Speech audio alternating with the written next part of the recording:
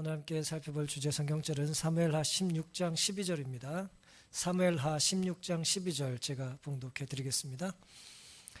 혹시 여호와께서 나의 원통함을 감찰하시리니 오늘날 그 저주 까닭에 선으로 내게 갚아 주시리라 하고. 우리 본문의 배경에 나타나는 인물이 이제 다윗입니다. 다윗은 성경에 나타나는 수많은 인물들 중에 가장 매력적인 인물 가운데 한 명이에요. 아마 제가 살면서 인물별로 설교를 구분해 보면은 다윗이라는 사람과 관계된 설교를 아마 제일 많이 하게 되지 않을까 그런 생각을 해보게 됩니다. 성경은 다윗을 사무엘상 13장 14절에 지금은 왕의 나라가 길지 못할 것이라 여호와께서 왕에게 명하신 바를 왕이 지키지 아니하였으므로 여호와께서 그 마음에 맞는 사람을 구하여 그 백성의 지도자를 삼으셨느니라 하고, 성경은 하나님께서 다윗을 왕으로 선택하실 때에 하나님의 마음에 어떤 사람이라고 했어요? 맞는 사람, 하나님의 마음에 합한 사람이라고 기록을 하고 있습니다. 하나님 마음에 합한다, 하나님 마음에 든다라고 하는 말은 하나님의 뜻대로 산다는 이야기겠죠? 자기 뜻대로가 아니라 하나님의 뜻대로 산다는 의미일 것입니다. 하지만 그의 생애를 우리가 대부분 잘 알아요. 다윗 처음 들어보신 분은 안 계시죠? 우리가 다윗을 잘 알아요. 그의 생애는 거룩함과 추악함이, 선과 악이 섞여 있었어요. 다윗에 대한 평가가 하나님의 마음에 맞는다, 하나님의 마음에 합한다 라고 성경은 기록하고 있지만, 실제로 성경은 다윗은 거룩함과 추함이, 선과 악이 섞여 있었던 사람이었어요. 다윗의 대표적인 죄가 무엇이죠? 다윗의 대표적인 죄를 한번 생각해 보세요. 집사님 지금 정답 말씀하셨어요. 우리아의 아내를 이제 범했습니다. 밧세바를 이제 범한 거죠. 혼의 정사합니다. 간음과 탐욕의 죄를 지었어요. 그런데 그 죄는 그냥 그 한 번으로 끝나지 않죠. 또 다른 죄를 이제 짓게 만들죠. 그 죄를 은폐하기 위해서 어떻게 했습니까? 정부의 남편을 죽이죠. 우리아를 죽입니다. 그 충실한 종을 이제 자신의 부하를 죽이죠. 살인 교사, 또 사기죄를 범합니다. 이게 이제 대표적으로 드러난 이제 끔찍한 죄인데요. 이것 외에도 다윗이 사실은 죄를 더 많이 졌어요. 그 중에 하나가 뭐냐면은 굳이 세 번째라고 택한다면 오늘의 본문과 연관된 죄입니다. 그것은 뭐냐면 압살롬이 죄를 졌는데, 압살롬은 다윗이 가장 아끼던 아들인데요. 그 멋진 아들, 그 잘생긴 아들, 머리 정수리부터 발끝까지 흠이 없었던 그 아들을 다윗이 그가 죄를 짓자 받아주질 않았어요. 4년 동안이나 그 아들을 받아주질 않았어요. 압살롬의 죄를 그가 용서할 자격은 없지만 어쨌든 그를 아들로서 다시 받아주지를 않은 것입니다. 다시 말씀드리면 자기는 끔찍한 죄를 짓고 하나님께 은혜를 받았습니까? 다윗은 끔찍한 죄를 짓고 하나님의 은혜를 받았나요? 대답을 하셔야 은혜 받은 겁니다. 근데 아들은 끔찍한 죄를 짓고 나서 은혜가 갈급한데, 아버지가 어쨌든 자기가 경험한 은혜를 나눠주는 것을 뭐 했어요? 거절했어요. 몇 년 동안? 4년 동안 거절했어요. 굳이 처음 두 죄를 우리가 구분하자면 그 죄는 하지 말아야 될 걸 행한 죄였고, 세 번째 오늘 본문과 관계된 죄는 해야 할 것을 하지 않은 죄입니다. 죄는 두 종류가 있어요. 하지 말라고 하는 걸 하는 죄가 있고, 해야 할 걸 뭐 한 죄가 있다고요? 하지 않는 죄가 있어요. 더하는 죄가 있고 빼는 죄가 있다는 것이죠. 다윗은 왜 그토록 아끼던 아들 압살롬을 받아주지 않았을까요? 사랑하던 사람이 미워지면 증오심이 어떨까요? 더 커진다고 그러죠. 그렇죠? 아마도 압살롬에게서 자기를 봤었기 때문일 겁니다. 압살롬이 한 짓이 꼭 누구예요? 자기가 한 일이랑 똑같은 거예요. 압살롬의 죄를 우리가 잠시 돌아보면 압살롬이 형을 죽여요. 암논이라는 형을 죽여요. 이복 형인데 이제 형을 죽입니다. 죽일 짓을 했어요, 안 했어요? 암논이 죽을 짓을 했어요. 왜냐하면 압살롬의 여동생을 겁탈했어요. 다말을 겁탈합니다. 그건 친간이죠. 아주 나쁜 짓을 했어요. 그런데 보세요. 다윗이 자기 어쨌든 아들이 장자가 자신의 어쨌든 딸을 이제 유린하고 겁탈하면 어떻게 했어야 합니까? 그때 그것을 처리를 했어야 돼요. 근데 바로 처리를 했어요, 안 했어요? 처리를 못했어요. 왜 못했을까요? 자기가 했던 짓을 아들이 하고 있으니 처리를 못한 거예요.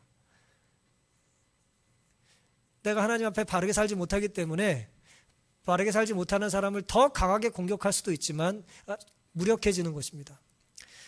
그것에 누가 가장 크게 분노했어요? 압살롬이 가장 크게 분노했어요. 자기의 누이니까 가장 크게 분노했어요. 2년 동안 준비를 했다가 형을 죽입니다. 형을 죽이고 나서 외할아버지네 집으로 도망을 가버려요. 그리고 여차여차해서 다윗이 4년 동안 압살롬을 거들떠 보질 않아요.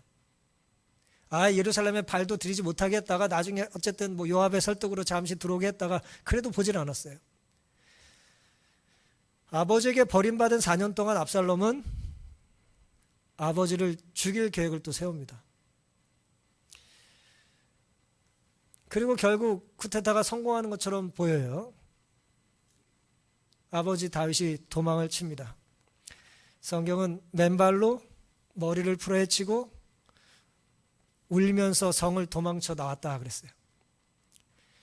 바울임이라는 곳을 이제 지나고 있었고 마침 그곳에 시므이라는 한 사람이 등장합니다. 오늘은 이제 시므이라는 사람과 이제 다윗의 이야기예요. 뭐 중간에 또 다른 사람도 있습니다만 이게 이제 오늘 본문의 배경이에요. 오늘은 원통함을 선으로 갚아주실 하나님이라는 제목으로 함께 은혜를 나누겠습니다. 첫 번째 사무엘하 16장 5절 6절을 보시면 이 상황에 첫 번째 등장하는 인물이 시므이인데 시므이가 다윗을 향하여 저주를 해요. 5절 6절 읽겠습니다. 다윗 왕이 바울임의 이름에 거기서 사울의 집 족속 하나가 나오니 게라의 아들이요 이름은 시므이라. 저가 나오면서 연하여 저주하고 다윗 왕을 향하여 시므이라는 사람이 이제 사울과 같은 이제 지파 사람인데 저주를 한다는 얘기예요. 또 다윗과 다윗 왕의 모든 신복을 향하여 뭘 던져요? 돌을 던져요. 그때 모든 백성과 용사들은 다 왕의 좌우에 있었더라. 도망치면서 이제 왕을 보필하고 있는데 그곳을 향해서 건너편 골짜기에서 뭐 하는 거예요? 돌을 던지고 있었다는 거예요. 사무엘하 16장 7절 8절 이어서 읽습니다. 시므이가 저주하는 가운데 이와 같이 말하니라. 피를 흘린 자여 비루한 자여 가거라 가거라. 돌을 던지면서 내가 너에게 돌 던지는 이유를 이렇게 말해주는 거예요. 너는 이러니 돌 맞아 싸다는 거예요. 피를 흘린 자여. 여기 좀 이렇게 점잖게 번역을 했습니다만은 이 피는 이제 사울을 네가 죽였다 그런 의미예요. 피를 흘린 자여 비루한 자여 가거라 가거라. 사울의 족속의 모든 피를 여호와께서 너에게로 돌리셨도다. 그 대신에 내가 왕이 되었으나 여호와께서 나라를 내 아들 압살롬의 손에 붙이셨도다. 보라 너는 피를 흘린 자인 고로 화를 자치하였느니라 그랬습니다.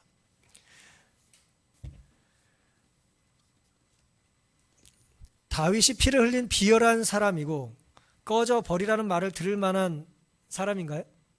다윗이 그런 사람이에요? 어떻게 생각하세요? 다윗이 그런 사람입니까? 헷갈려요, 조금. 공동 번역에는 이 본문을 좀 더 이제 실제적으로 번역을 했어요. 이렇게 번역했습니다. 사무엘하 16장 8절. 사울 일족을 죽이고 나라를 빼앗은 놈. 그 원수를 갚으시려고 이제 야훼께서 이 나라를 너의 손에서 빼앗아 너희 아들 압살롬의 손에 넘겨주신 것이다. 이 살인자야, 내가 이제 죄 없는 사람 죽인 죄를 받는 줄이나 알아라 그랬어요. 이 공동 번역인데요.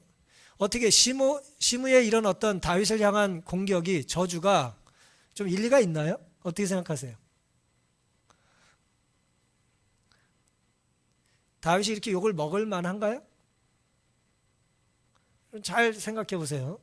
시므이가 지금 다윗을 공격하고 있어요. 뭐 때문에 공격을 합니까? 뭐 때문에 공격을 했어요? 사울의 왕위를 빼앗고 그를 죽이고 네가 그 왕위를 빼앗아서 피를 흘렸는데 하나님이 그것이 옳지 않다고 느끼시고 네 걸 빼앗아 아들에게 주겠다고 말하잖아요. 피를 흘린 자여 비루한 자 이렇게 말하잖아요. 비겁한 사람이고 비열한 사람이라고. 지금 시므의 이 말이 언뜻 들으면 맞는 말 같이 느껴지는데 조금만 생각해보면 맞아요, 맞지 않아요? 안 맞아요. 다윗의 지은 죄가 있지만 다윗의 지은 죄와 지금 시므이가 공격하고 있는 것은 전혀 다른 포인트예요. 다윗이 언제 사울을 죽이려고 그랬어요? 언제 사울의 피를 흘렸어요? 다윗이 언제 그 왕위를 빼앗았어요? 전혀 사실과 다른 이야기를 하고 있는 거죠. 부조선지에서 하이시 이렇게 기록하셨습니다. 다윗이 번영 중에 있을 때는 시므이는 말로나 행실로 그가 왕에 충실한 신하가 아님을 나타내지 않았다 그랬어요. 다윗이 힘이 있을 때는 시므이는 왕에게 대들지 않았다는 거예요. 그러나 왕이 고통 가운데 있을 때, 지금 아들에게 쫓겨가고 있을 때에 이 베냐민 사람은 그의 참 성격을 나타냈다 그랬어요. 그는 다윗이 왕위에 있을 때에는 그를 존경하였으나 존경하는 듯 했겠죠. 그가 굴욕을 당하고 있을 때는 그를 저주했다 그랬어요. 비열하고 이기적인 그는, 누가 비열하고 이기적이에요? 시므이가. 선지자는 분명히 말해요. 비열하고 이기적인 인간은 시므이라는 거예요. 그런데 그 이기적이고 비열한 사람이 누구를 향해 그렇게 말해요? 다윗을 향해 이렇게 말했다는 게 중요해요. 비열하고 이기적인 그는 다른 사람들을 자신과 동일한 성격을 가진 사람처럼, 자들처럼 여겼으며 그랬어요. 이 문장 이해되십니까?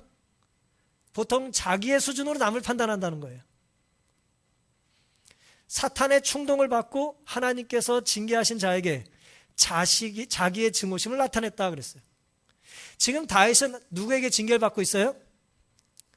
하나님께 징계받고 있어요. 맞습니까? 하나님께서 다윗에게 징계하고 계신 거예요. 그가 저었던 끔찍한 죄에 대하여 지금 징계를 하고 계신데 하나님이 벌을 주고 있는데 지금 뭐 하고 있다고요? 시므이가 증오심을 나타내고 있대요. 자기 수준으로 생각하면서. 사람들로 하여금 고통 중에 있는 자를 치게 하고 그를 욕하고 괴롭히게 하는 정신은 누구의 정신입니까? 사탄의 정신이에요. 주변에 고통을 겪는 사람이 있습니다. 또 우리가 고통을 겪을 수 있어요. 그 고통이 내가 하나님께 징계받는 것일 수도 있어요. 또 저 사람이 하나님께 징계받는 것일 수도 있어요. 그렇다 할지라도 하나님께서 징계하신 사람을 우리는 증오하거나 비난하거나 분석하거나 저주하면 안 됩니다. 다윗에 대한 시므의 비난은 전적으로 거짓말이었으며 근거 없고 악에 찬 중상이었다. 다윗은 사울이나 그의 집에 대하여 악을 행하는 죄를 범하지 아니하였다. 사울이 완전히 그의 세력 아래 들어와 그를 죽일 수 있을 때라도 사울의 겉옷 자랑말을 배웠던 다윗은 이제 시므이가 여호와의 기름 부음을 받은 자에게 이런 불경을 나타내는 것을 보고도 오히려 자기 자신을 책망할 뿐이었다 그랬습니다. 사랑하는 성도 여러분, 시므이는 다윗을 비열한 사람이라고 저주했지만 정작 비열한 기회주의자가 누구였어요? 자신이었습니다. 시므이였어요. 다윗의 불행을 보고서 그저 자신의 불만을 표출했던 거예요. 그가 왜 그런 불만을 가졌는지 우리는 뭐 생각할 수 있어요. 사울의 같은 지파였는데 그 지파가 이제 옮겨갔으니까 이제 화가 날 수는 있겠죠. 하지만 그렇다고 해서 하나님께서 기름 부으시고 그가 순결에 살려고 그 나라를 지키기 위해서 했던 수많은 지도자로서 왕으로서 신앙인으로서의 모범이 있음에도 불구하고 그를 향하여 비루한 자라고 돌을 던지는 행위는 바른 태도가 아닌 것이죠. 그의 저항은 불의에 대한 분노가 아니에요. 다윗을 향하여 돌을 던지는 건 그가 다윗이 불의하기 때문에 자기 안에 정의감이 불타오른 것이 아니에요. 자신의 죄를 만족시키는 행위였을 뿐이에요. 잘못되는 사람 향해서 뭐예요? 돌을 던지는 게 이 죄된 쾌감을 만족시키는 거예요. 죄인의 쾌감을 만족시키는 것입니다. 죄된 욕망을 충족시키는 거예요. 남의 불행의 고통을 가중시키는 것은 하나님의 뜻이 아닙니다. 가난하고 배고픈 사람에게 열심히 살지 않았다라고 말하는 건 일리 있는 말일 수는 있지만 하나님의 뜻이 아니에요. 우리는 이런 일을 자주 경험할 수 있습니다. 혹 내가 나타내는 증오심은 시므이처럼 선자가 말했듯이 사탄의 충동을 받은 것은 아닌지 생각해 볼 필요가 있습니다. 우리는 알든 모르든 누군가의 충동을 받아요. 영적인 충동을 받습니다. 영적인 영향을 받는다는 거예요. 내가 영향을 주기도 하듯이 우린 내가 인정하든 인정하지 않든 영향을 받습니다. 그 순간의 시므이는 사탄에게 영향을 받은 거예요. 하나님은 그런 은혜를 주신 것, 하나님은 그렇게 영향을 주시지 않았어요. 하나님의 은혜는 그렇게 임하지 않기 때문에. 아무리 내 뜻과 달라도 저주를 하거나 폭언을 반복하는 것은 누구의 뜻이 아니다? 하나님의 뜻이 아니다는 것을 잊지 않게 되시기를 간절히 바랍니다. 하나님의 뜻이 아니에요. 두 번째 등장하는 인물을 잠시 좀 보겠습니다. 16장 9절. 수르야의 아들 아비새가 그 말을 듣고 왕을 향하여 죽으라고 하고 나가라고 하고 돌을 던지던 그 시므이를 향해서 이제 부하들이 옆에서 같이 다 들었잖아요. 그가 내뱉었던 저주를. 그때 수르야의 아들 아비새라는 이제 다윗의 자랑스러운 용감한 장군이 이렇게 말합니다. 왕께 여짜오되 이 죽은 개가 어찌 내 주 왕을 저주하리이까? 청컨대 나로 건너가서 저의 머리를 어떻게 하라고요? 베게 하소서. 시므이가 비루한 기회주의자라면 이 아비새라는 사람은 해결사였어요. 해결을 뭘로 해요? 해결을 뭘로 해요? 네, 칼과 창으로 하는 거예요. 이 사람 무사니까 칼을 든 해결사예요. 다윗을 대신해서 뭐 하겠다는 거예요? 시므이를 죽여버리겠다는 거죠. 아비새가 누구냐면은 수르야의 아들이라고 성경이 되어 있잖아요. 근데 수르야가 누구냐면은 역대상 2장 15절에 보면은 저희의 자매는 수르야라 그랬어요. 다윗의 누이예요. 사무엘하 2장 18절에는 그곳에 수르야의 세 아들 요압, 아비새, 아사헬이라고 되어 있어요. 정리하면 이렇습니다. 다윗을 가장 지근거리에서 보좌했던 장군, 뭐 여럿 있어요. 요압, 뭐 아비새 다 그런 사람들인데 이 사람들이 누구냐면은 요압도 그렇지만 아비새가 누구였냐면은 다윗의 조카예요. 누이의 아들이에요. 보세요. 자기의 어떤 그 외삼촌이 왕인데 부당한 욕을 받아요. 근데 그 욕을 하는 사람이 매우 비열한 사람이라는 걸 알아요. 여러분 같으면 여러분이 사랑하고 존경하고 정말 애정을 다하는 누군가가 모욕을 당하면 내 안에 화가 끓어오를까요? 그냥 그 사람은 그 사람이고 나는 나예요? 내가 당한 모욕보다 내가 존경하고 사랑하는 사람의 당하는 모욕이 더 크지 않아요? 그런 거 안 느껴보셨어요? 너무 어린 사람들이 아니면 다 느낄 수 있어요. 여러분, 살인하지 말라라고 하는 계명은 보통 사람들에게는 좀 멀게 느껴지는 계명이에요. 뭐 살인할 일이 뭐 있어요, 우리가. 뭐 목이나 팔이나 죽이지. 예? 그건 살인이 아니잖아요. 살충이잖아요, 살충. 근데 우리가 살인 충동을 언제 느끼냐면은 내가 사랑하는 사람이 고통을 겪을 때 느끼는 거예요. 내가 사랑하는 사람을 가해하는 사람을 보고 우리는 살인 충동을 느끼는 거예요. 나를 괴롭히는 것보다 더 큰 괴롭힘이죠, 그거는. 보통 살인 사건들을 잘 보세요. 직접 당사자를 죽이는 게 아니에요. 나에게 귀한 사람을 가해한 사람을 가서 죽이는 거예요. 어쨌든 아비새가 그런 충동을 느꼈어요. 아비새는 어떤 사람이냐? 다윗이 사울을 피해 도망다니던 광야, 10광야 시절부터 다윗을 지켰습니다. 그리고 사무엘상 26장 7절부터 보면은 아주 유명한 사건이 하나 나오죠. 다윗과 아비새가 밤에 이제 사울 진영에 갔었는데 사울이 누워서 잠을 자고 있어요. 그리고 그 곁에 창이 있습니다. 원수가 지금 잠에 든 거예요. 다윗 죽이겠다고 계속 쫓아다니잖아요. 사울이 살아있을 때. 근데 잠든 사울 옆에 창이 있는데 그 잠자리를 아비새와 다윗이 같이 보게 된 거예요. 그때 아비새가 이렇게 말합니다. 8절에 다윗에게 이르되 하나님이 오늘날 당신의 원수를 당신의 손에 붙이셨나이다. 그렇게 해석할 수 있겠죠? 그러므로 청하오니 나로 창으로 그를 찔러 단번에 땅에 꽂게 하소서. 내가 그를 두 번 찌를 것도 없나이다 그랬어요. 당신의 손에 피 묻히기를 원하지 않고 내가 죽이겠다 그랬어요. 허락해달라 그랬어요. 다윗이 아비새에게 이르되 죽이지 말라. 누구든지 손을 들어 여호와의 기름 부음을 받은 자를 치면 죄가 없겠느냐. 또 가로되 여호와께서 사시거니와 여호와께서 그를 치시리니 혹 죽을 날이 이르거나 혹 전장에 들어가서 망하리라. 다윗이 그렇게 말했다는 거예요. 아비새는 그러니까 화가 나면 뭐 하는 사람이에요? 주군을 위해서 대신 칼과 창을 휘두르는 피 묻히는 장수였어요. 그게 그 사람의 전공이고 직업이니까. 또 그럴만 하잖아요. 우리 주군을 죽이려 자꾸 잘못 떠오는데 쫓아오던 사울이 자고 있으니까 두 번 찌를 필요도 없어. 이 사람 한 번이면 끝낼 수 있어요. 근데 다윗이 그러지 말라 그랬어요. 하나님이 하시게 놔두라 그랬어요. 그 외에도 아비새와 관계된 성경의 기록이 아주 많습니다. 이스보셋의 군대와 암몬을 물리쳤고요. 압살롬의 반란 때 다윗의 군대 3분의 1을 지휘했고요. 그리고 지금 우리가 살펴보고 있는 시므이를 죽이겠다고 제안을 하죠. 반복돼요. 계속 이 사람의 어떤 성향과 기질이.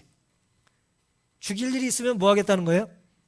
내가 나서겠다는 거예요. 총대를 매는 사람이 요즘 말로. 세바의 반란을 잠재웠고 블레셋의 거인도 다윗을 위해서 죽였습니다. 여러 번 다윗을 위해서 싸웠고 다윗을 죽였어요. 다윗에겐 위대한 3명의 장수가 있었는데 그 3인에는 미치지 못했지만 넘버 4쯤 돼요. 아주 위대한 장수였어요. 누구보다도 다윗에게 충성을 다했어요. 요압처럼 다윗을 괴롭히던 사람이 아니에요. 다윗을 뒤에서 뒤통수 치던 사람이 아니었어요. 정말 충직한 사람이었어요. 해결사였어요. 그러니 모독적인 시므의 말을 참을 수가 없었던 것입니다. 죽은 개라고 말한 거예요. 그래서 죽은 개라는 말은 뭐예요? 이스라엘 사람들이 가장 보기 싫고 하찮은 인간을 비하할 때 쓰는 말이에요. 살아있는 개보다 죽은 개가 더 나쁜 말이에요. 죽었다는 거죠. 사랑하는 성도 여러분, 시므의 조롱에 아비새는 맹렬하게 분노로 반응하죠.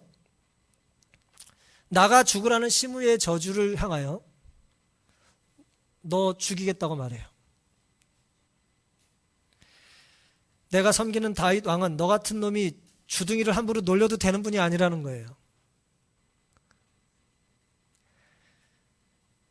내 편에 내가 지지하는 대상이, 내가 사랑하는 존재가 무시당하는 것은 참으로 견디기가 힘들죠. 그래서 화가 나고 참기 힘들 때 우리는 뭐 합니까? 말을 합니다. 그때 내뱉는 말을 우리는 뭐라 그래요? 독설이라고 말해요. 혀에 독이 묻어서 나가는 거예요. 그런데 말뿐만 아니라 글을 혹은 행동을 우리는 화가 났을 때 참지 못하고 해요. 혹은 또 참다 해요. 근데 보세요. 우리가 화가 났을 때 말을 하거나 행동을 하거나 이제 글을 쓰지 말아야 될 이유가 뭐냐면 사람이 화가 나면 분별력을 잃어요. 무엇이 옳은지 그른지, 무엇이 거룩한지 속한 것인지 구분을 못해요. 술 먹을 때랑 똑같아요. 성과 속의 경계가 무너져요. 그래서 일리 있는 말이긴 하지만 자꾸 칼을 던지는 것입니다. 근데 놀랍게도 아비새는 그렇게 화가 나서 시므이를 죽이겠다고 했지만 자기의 칼과 창을 다윗의 권위 아래 뒀어요. 이거 굉장히 중요한 모습입니다. 다윗을 위해서 칼을 든다고 할 때 누구 말을 들어야 돼요? 적어도 다윗의 말을 들어야 되잖아요. 그래서 다윗이 그러지 말라 그랬더니 그렇게 하지 않았어요. 근데 우리는 시므이가 아니라 아비새만 못할 때가 있어요. 다윗을 위해서 칼을 든다고 해놓고 다윗이 말리는데도 놔두세요 그러고 막 해요. 다윗을 위해서 칼을 든 거잖아요. 근데 다윗의 말을 들어야죠. 근데 다윗 보고 가만히 있으래. 당신은 지금 가만히 있으라고. 그럴 때가 있는 것입니다. 어리석은 것이고 위험한 것입니다. 화가 날 수는 있지만 내 화가 누구에 의해서 다스리는지를 우리는 생각해 볼 필요가 있습니다. 마치 시므이가 사탄의 충동을 받아 엉뚱한 소리를, 독소를 날렸던, 저주를 날렸던 것처럼 때로 아비새는 좀 더 정의로울 수는 있지만 그 정의로운 분노조차도 권위 안에 있어야 된다는 거예요.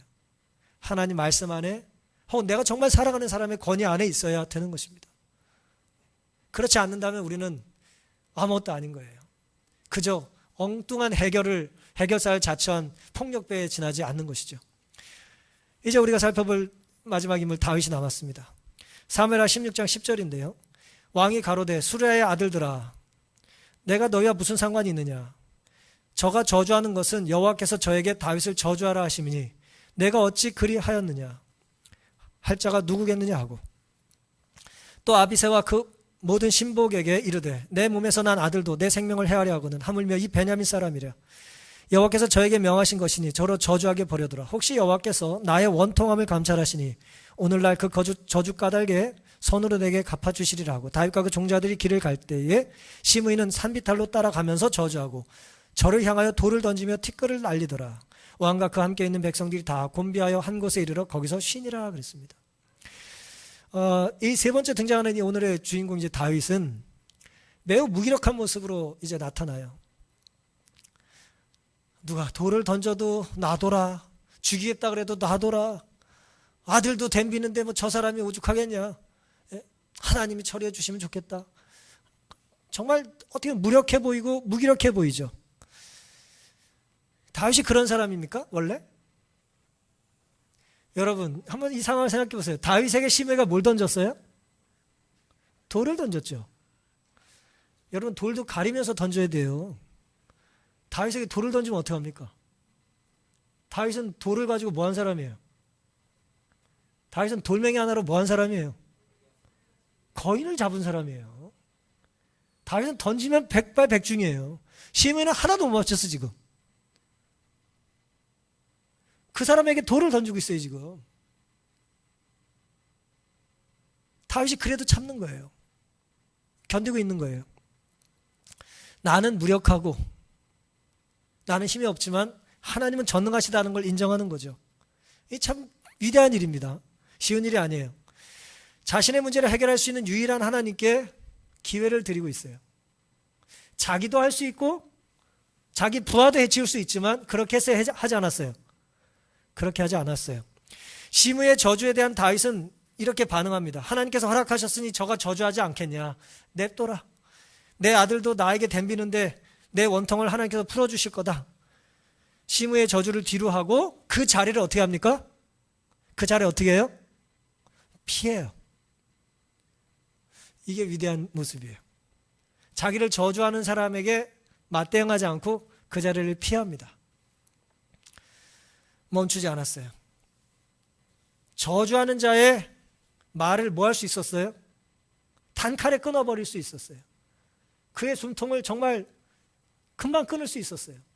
하지만 다윗은 그의 숨을 끊지도 않았고 그의 말을 막지도 않았어요. 이게 참 어려운 일이에요. 누가 억울했든 뭘 했든 간에 마음대로 말하게 놔뒀어요. 어쨌든 그 순간 다윗은 그랬다는 거예요. 적어도 자기가 할 말이 있다고 하니까 계속 떠들게 놔둔 것입니다. 그리고 다윗은 그동안 자기가 뭔가를 하기 위해서 하고 싶어서 죄를 졌기 때문에 이번에는 하고 싶은 걸 참고 하나님께 기회를 드렸습니다. 다윗은 자신의 죄에서 그가 고통당하는 원인을 찾았다. 다윗이 스스로 이 고통이 왜 왔는지를 고민하기 시작했다는 거예요. 아, 내가 지은 죄에 대한 하나님의 벌이구나라는 걸 다윗은 알았다는 거예요. 여호와께서는 다윗을 그렇지만 버리지 않으셨다. 가장 쓰라린 학대와 모독 중에서도 겸손과 무아의 정신과 관대함과 유순함을 나타낸 그의 이 같은 경험의 이야기는 그의 온 생애의 경험 중에 가장 고상한 사건 중에 하나이다 그랬어요. 굉장히 아이러니한 상황이죠. 쓰라린 학대와 가장 큰 모독과 저주를 받던 그 순간에 다윗은 무아의 정신과 관대함과 유순함을 드러냈다는 거예요. 가장 높은 순간에 가장 저급한 죄를 짓기 쉬운 인간은 가장 억울한 순간에 가장 우아한 모습을 보일 수도 있어요. 우리 안에 주인이 누구냐에 달린 것입니다. 내 안 하나님께서 함께 하신다면 우리 힘으로 견딜 수 없는 그 상황을 하나님은 견디게 하세요. 하지만 정말 아무것도 걱정할 거 없는 성공의 비단길을 걸어가는 것 같은 순간에라도 내가 하나님을 놓치면 엉뚱한 일을 하는 것입니다. 우리가 아까 살펴본 것처럼 다윗이 시므에게 보인 반응은 오래전 다윗이 사울에게 보였던 반응의 반복이에요. 사무엘상 26장 9절 10절. 다윗이 아비새에게 이르되 죽이지 말라. 누구든지 손을 들어 여호와의 기름 부음을 받는 자를 치면 죄가 없겠느냐. 또 가로되 여호와께서 사시거니와 여호와께서 그를 치시리니 혹 죽을 날이 이르거든 혹 전장에 들어가서 망하리라. 하나님이 하실 거라고 하면서 놔둔 거예요. 아마도 이것이 다윗이 그토록 큰 죄를 지었음에도 불구하고 하나님께 사랑받은 이유였을 것입니다. 하나님께서 하실 일을 대신하지 않겠다는 거예요. 하나님은 그런 다윗을 기뻐하십니다. 다윗이 죄를 짓을 때 슬퍼하시지만 다윗의 이런 모습을 인하여 하나님은 기뻐하세요. 부당한 대접에 대응하지 않고 나를 저주하는 현장에서 침묵하는 것, 그리고 또한 그 자리를 피하는 것, 하나님께서 말씀하시고 일하실 여지를 마련하는 것, 그것은 모든 사람이 할 수 있는 가장 위대한 일입니다. 하나님이 말씀하시기에 우리가 침묵하는 것이요. 하지만 살다 보면 힘든 일이 생기게 마련이죠. 어떤 때 힘듭니까? 누가 나한테 돌을 던질 때 잘 맞추지도 못해 나를. 나는 맞힐 수 있어. 그때 돌을 뭐 하지 않는 거예요? 돌을 되돌려 그 사람에게 던지지 않는 것. 쉬운 일이 아니죠. 내 작은 과오를 사람들이 나열할 때가 있어요. 그때 나는 요만큼의 과오가 아니라 이만큼의 업적이 있다는 것을 자랑하지 않는 것. 쉬운 일 아닙니다. 나의 과거 실수를 지적하는 사람에게 나는 그래도 너보다 100배 낫다라고 따지지 않는 것. 그것도 쉬운 일이 아니에요. 또 내 실수가 아닌데 내가 뒤집어 써야 될 억울한 상황에 말없이 참고 있는 것. 어려운 일이죠. 그리고 또 내가 잘못한 것은 요만큼인데 터무니없이 지나친 벌을 받아요. 그럴 때 어때요? 난 이미 내 죗값을 다 치렀다라고 말하면서 대항하고 싶은 것입니다. 불공정함을 따지고 싶은 거죠. 내 본의가 번번이 악의적으로 왜곡당하고 순수한 동기가 의심받을 때 불평하지 않는 것. 참 어렵죠. 나를 까닭없이 싫어하는 사람이 있게 마련인데요. 그 사람도 믿지만 그 까닭 없는 불공정과 불편함을 초래하는 그 부당한 행위에 대하여 주변에 나를 아낀다고 하는 사람이 침묵할 때 화나요. 누구보다 누가 더 믿다고 그러잖아요. 화가 나는 것입니다. 저 사람은 아예 나쁘다고 내가 낙인 찍어놨지만 옆에 사람 뭐냐 이거예요. 왜 가만히 있냐 이거예요. 이 모든 것들이 다윗을 향하여 날라온 돌 같은 거예요. 근데 다윗은 이때 뭐 했다고요? 그 돌을 가지고 골리앗에게 던지듯이 세게 던지지 않고 뭐 했다고요? 참았어요. 그냥 피했어요. 하지만 다윗의 진짜 위대함은 이런 것들보다 다른 데 있습니다. 그것은 뭐냐? 다윗이 잘 견딘 것도 있지만 자신을 향하여 날라오는 저주를 축복으로 바꿀 수 있는 기회를 그가 붙잡았다는 거예요. 사람들의 부당하고 불공평한 대접을 자신의 하나님께 과분한 상을 받았다는 것으로 극복했어요. 사람들의 평판이란 건 어때요? 마치 정치인들 인기 투표처럼 매일 왔다 갔다 하는 거예요. 그래서 사람들은 과하게 칭찬하든지 과하게 비난합니다. 그래서 사람들은 믿을 게 못 되는 거예요. 믿을 대상이 아니에요. 다윗은 자신의 한숨이나 눈물과 원통과 비통함을 하나님이 보신다고 말했어요. 보신다고 믿었어요. 보신다고 말했어요. 그리고 하나님은 보시고 해결해 주실 것을 그가 알았습니다. 우리의 삶이 지금 내가 했던 것보다 더 많은 벌을 받고 있는 것 같이 느낄 때가 있습니다. 사람들이 까닭없이 나를 저주할 수 있어요. 내가 지은 죄는 이건데 사람들은 엉뚱한 걸 공격할 수도 있습니다. 하지만 그 모든 것들을 하나님이 축복으로 바꿔주실 수 있다는 것을 다윗은 믿었어요. 다윗이 뭘 잘해서가 아니라 하나님은 놀랍게 은혜로우신 분이기 때문에 내가 하나님이 하실 일을 막지만 않으면, 하나님의 일을 막지 않은 가장 좋은 방법은 뭐예요? 다윗이 가만히 있는 거예요. 말로 되갚지 않고 돌로 되돌려주지 않고 칼을 휘두르게 하지 않는 것이죠. 다윗의 위대함은 여기에 있는 것입니다. 자신의 저주스러운 삶을 하나님이 축복하실 수 있는 삶으로 이제라도 바꾸는 거예요. 날 괴롭히는 사람과 싸우기보다는 야곱처럼 하나님과 씨름하는 삶을 우리가 택할 수 있기를 간절히 바랍니다. 곤욕을 당해 괴로울 때도 예수님께서는 입을 열지 않으셨다 그랬죠? 이사야 53장 7절에요. 11절엔 이렇게 기록되어 있습니다. 가라사대 그가 자기 영혼에 수고한 것을 보고 만족해 여길 것이라. 전 이 말씀 참 좋아해요. 예수님께서 침묵하시고 우리 위해서 십자가에 달려 돌아가시고 채찍에 맞으시고 침뱉음을 받으신 온갖 모욕과 고난을 예수님께서는 뭐 하셨다고요? 기쁘게 여기셨다는 거예요. 기쁘게 여기셨다는 거예요. 메시지 성경에는 이 번역을 뭐라 그랬냐면 그것은 가치 있는 일이다라고 여겼다 그랬어요. 침묵은 무슨 일이라고요? 가치 있는 거예요. 그건 가치 있는 일입니다. 하나님께서 우리의 삶에 개입하실 수 있으니 가치 있는 거죠. 하나님께서 말씀하실 수 있는 기회를 드리니까 가치 있는 거예요. 이스라엘의 통치자 다윗이 가장 처절한 외적 굴욕을 당하던 이 시기보다 하나님 보시기에 참으로 더 위대한 때는 결코 없었다. 하나님께서는 다윗을 회초리 아래로 지나가게 하셨으나 그를 멸하시지 않으셨다. 풀무는 정결하게 하기 위함이지 태워 없애버리기 위함이 아니다. 참 아름다운 말씀이죠?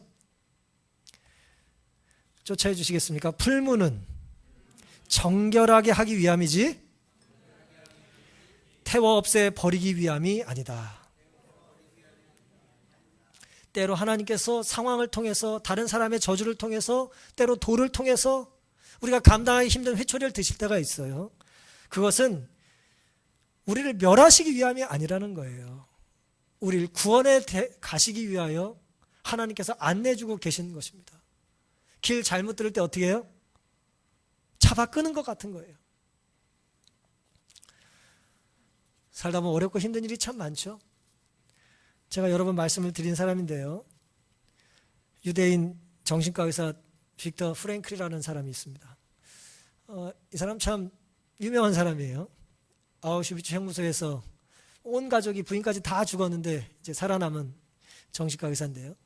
이 사람이 자신이 그곳에서 살아남은 이야기를 책으로 썼는데 그 책 중에 재미있는 일화들이, 재미있다는 건지 죄송합니다, 흥미로운 인상적인 일화들이 여러 개가 있어요. 그 중에 이야기를 하나 해드리겠습니다. 아우슈비츠 형무소에서는 구타는 일상이었어요. 뭐 많이 때리겠죠. 그런데 구타가 말이에요, 맞을 말에서 맞는 게 있고 맞을 이유 없이 맞는 구타가 있지 않겠어요? 남자분들은 뭐 옛날 뭐 군대 생활 좀 하시면 될 거고 여자분들은 시집살이 생각 좀 하시면 될지 모르겠어요. 이유 없이 이제 혼날 때가 있다는 거죠. 빵을 배급받기 위해서 기다리고 줄을 서고 있었어요. 게시타포들이 이제 줄을 세웁니다. 똑바로 줄 서라고. 줄을 딱 서 있었어요. 빅터 프랭클이. 근데 이제 배고파 죽을 것 같은데 빵을 준다고 하니 중간에 기운 없는 사람들이 똑바로 서요, 못 서요? 이제 똑바로 못 서는 사람이 있었다는 거죠. 근데 나는 줄 똑바로 서 있는데 갑자기 누가 내 머리통을 치는 거예요. 그것도 한 번이 아니라 두 번이나. 쳐다봤더니 이제 친위대 감시병이 때린 거예요. 상황을 파악해 봤더니 뭐예요? 뒤에 있는 사람이 이탈에 섰는데 내가 맞은 거예요. 잘못 맞은 거죠. 이 사람이 책에다 뭐라고 썼냐면 이렇게 썼어요. 이는 벌받는 어린애와 마찬가지로 어린에게도 적용되는데 속상하다는 거예요. 육체적인 고통이 아니라 부당함과 비합리적인 천사에 대한 고뇌였다 그랬어요. 아니, 내가 줄 잘못 쓴 게 아닌데 날 때리잖아요, 지금. 부당하죠? 비합리적인 거죠. 이게 첫 번째 이야기입니다. 두 번째는 눈보라가 치던 날이었어요. 철로 위에서 공사를 하고 있었습니다. 철로 위에 자갈을 골게 깔고 있는 거예요. 까는 일이에요. 얼마나 추워요, 한겨울에.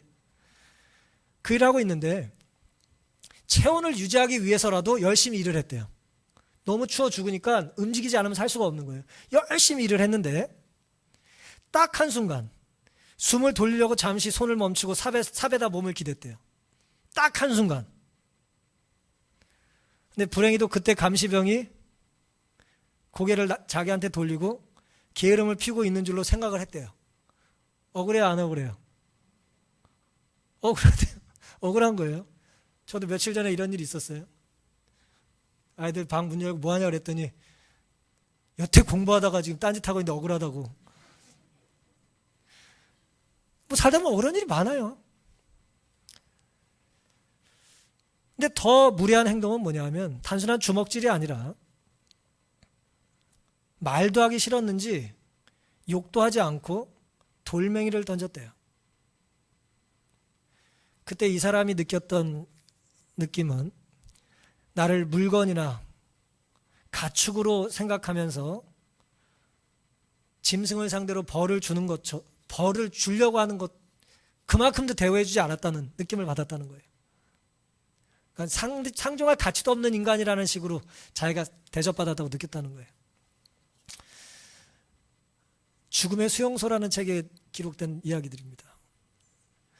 사랑하는 성도 여러분, 살다 보면 돌을 맞을 때가 있습니까? 없으세요? 저는 돌 맞아봤는데, 전 진짜 돌 맞아봤어요. 진짜 돌을 맞아봤어요. 제가 살던 1970년대 의정부는 험한 동네였기 때문에 애들이 돌을 던지며 놀았어요. 윗동네 아랫동네 애들이 뭐 좋게 말하면 논 거고 나쁘게 말하면 싸운 거죠. 돌을 맞으라고 던지는데 진짜 맞으면 큰일 나잖아요. 제가 던진 건 빗나갔는데 상대가 던진 게 제 얼굴을 맞췄어요. 저 지금 여기 여러 방울 꼬맨 자국이 있어요. 살다 보면 돌을 맞아요. 그래서 잠을 못 자는 거예요. 억울하기 때문에.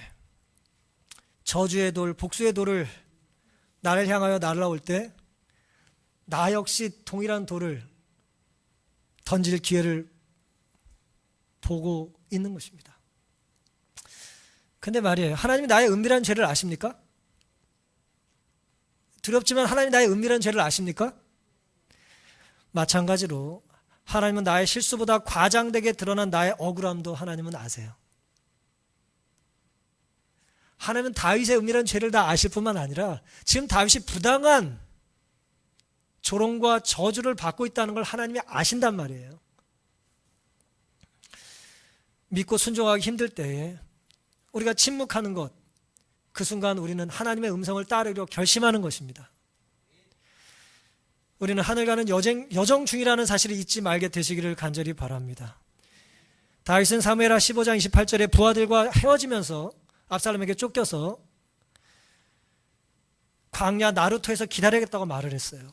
그리고 지금 그는 광야 나루토를 가고 있는 상황이에요. 더 중요한 일이 있는 거예요. 더 급한 일이 있는 거예요. 더 의미 있는 일이 있는 것입니다. 그러니 작은 돌의 일희일비에서 하늘 가는 길에서 실족하지 않게 되시기를 간절히 바랍니다. 사탄을 웃게 하기보다는 하나님을 미소 짓게 하는 우리의 삶이 되기를 간절히 바랍니다.